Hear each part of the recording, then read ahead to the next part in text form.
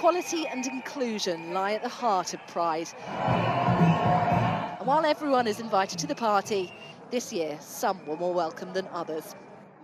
While a small number of the Metropolitan Police were on hand to provide security, serving officers were asked not to march in uniform as activists hit out about homophobia in the force, including failings in how it handled the investigation into the serial killer Stephen Port. There's a lot of institutionalized issues that we have to address. And, you know, organizations like Metropolitan Police really can go out and do their community engagement. After a 2-year hiatus because of the pandemic, you can tell from these crowds just how excited people are for the return of Pride.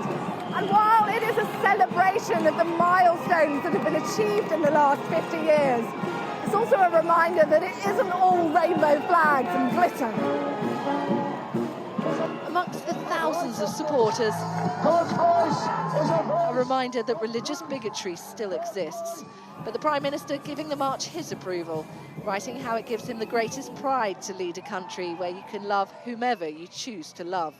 He is proposing a ban on conversion therapy that will not protect trans people. He won't reform the Gender Recognition Act. He is still supporting the detention in prison-like conditions of LGBT+ refugees who are fleeing persecution abroad. Until he makes those changes, those are hollow words. Asked to lead the parade, veteran campaigners who marched these streets 50 years ago. 400 or 500 people with just as many police looking very po-faced on either side, very disgruntled that they were having to march with these people who were deviants. In my own choir, the guy who was organising our Pride March was attacked by homophobes last night and ended up in hospital with his boyfriend.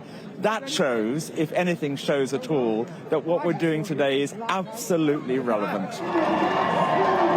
A snapshot of a movement and a conversation that has completely evolved over the last 50 years, but casting a shadow over this explosion of colour that in 2022 the LGBT+ community is still facing discrimination.